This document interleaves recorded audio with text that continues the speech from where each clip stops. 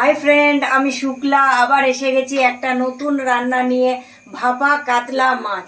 ভাপা কাতলা মাছ করতে প্রথমে লাগছে মাছ কেটে নুন হলুদ দিয়ে রাখা হয়েছে মাছটা। এবার এটা কড়াইয়ে সামান্য তেল দিয়ে অল্প একটু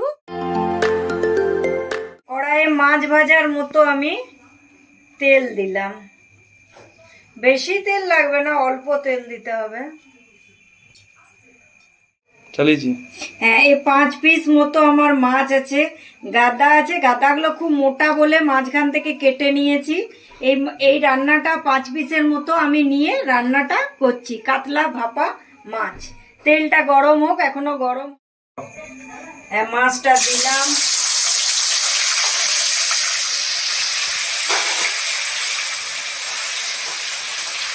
এই যে হালকা একটু মাছটা ভেজে নিতে হবে।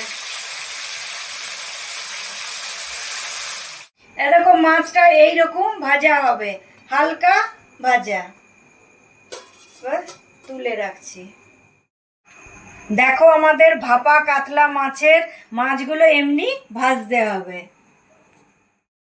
ভাপা কাতলা মাছ করতে লাগছে টমেটো, সাদা সর্ষে, এটা নারকেল বাটা, এটা হচ্ছে কালো সর্ষে বাটা, এটা চারমগজ, এটা হচ্ছে পেঁয়াজের রস, এটা টক দই, এটা লঙ্কা কুচি, এটা চিনি, নুন, হলুদ আর একটু সামান্য সর্ষের তেল লাগবে।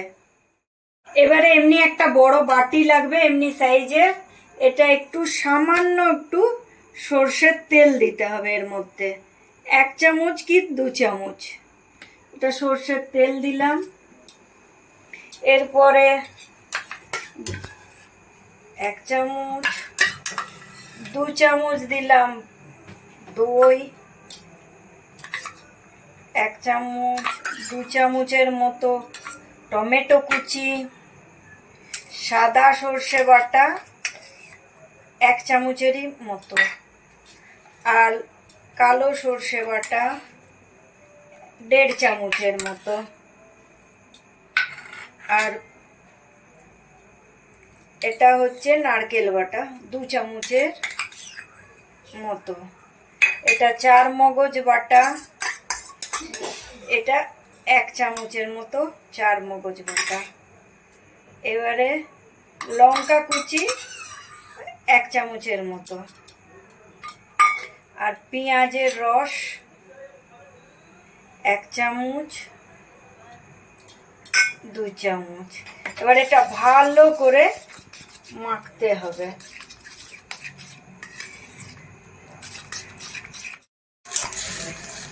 একটু সামান্য পরিমাণ মতো চিনি,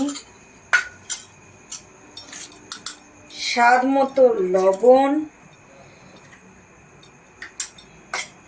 আর সামান্য হলুদ দিয়ে এটা ভালো করে ফাটাতে হবে।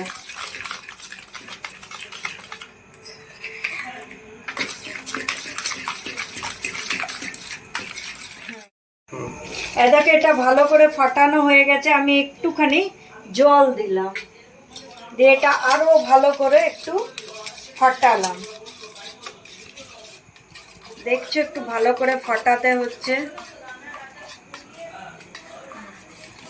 দিয়ে এই যে টিফিন কৌটোর ভেতরে আমি এই 5 পিস মাছ রেখেছিলাম।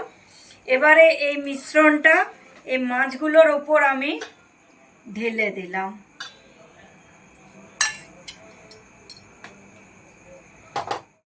এই দেখো, কড়াইয়ের মধ্যে আমি অল্প জল নিয়ে নিয়েছি। জল নিয়ে এই টিফিন বাটিটা আমি এখানে বসিয়ে দিলাম। দেখো, যতটা টিফিন বাটিটা ঠিক অর্ধেকটা পরিমাণ জল দিতে হবে। টিফিন বাটিটার অর্ধেকটা জল দিয়ে এবারে টিফিন বাটির মুখটা লাগিয়ে দিতে হবে, চিপে লাগিয়ে দেবে। টিফিন বাটির মুখটা ভালো করে লাগিয়ে দিয়েছি, আর উপর থেকে আর একটা কড়াইতে ভালো করে ঢাকা দিয়ে দিতে হবে যাতে বাষ্পটা না বেরোয়। এইরকম 20 থেকে 25 মিনিট এটাকে রাখতে হবে। গ্যাসটা কিন্তু জোরেই থাকবে, সেই অবস্থায় কড়াইটা ঢাকা দিতে হবে।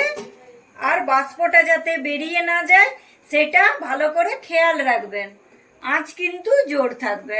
কিছুক্ষণ ফোটার পর আঁচটা একটু কমিয়ে দেবেন। কিছুক্ষণ ফোটা 20 থেকে 25 মিনিট হয়ে গেছে এটা। এবার আস্তে করে এটা একটু খুলে দেখলাম জল আছে কিনা। দেখো জল আছে। আবার এটাকে সোজা করে দিলাম, দিয়ে এটাকে এমনি আবার ঢাকা দিয়ে গ্যাসটা বন্ধ করে দিলাম। এই বন্ধ করে দেওয়া গ্যাসটা আমাকে আবার 10 মিনিটের মতো রাখতে হবে। দিয়ে আমাদের রেডি ভাপা কাতলা মাছ রেডি। তোমাদের যদি আমাদের রান্নাগুলো ভালো লাগে তাহলে একটা লাইক, কমেন্ট আর সাবস্ক্রাইব করবে। তাহলে দেখা হচ্ছে আবার একটা নতুন রান্নায়। বাই।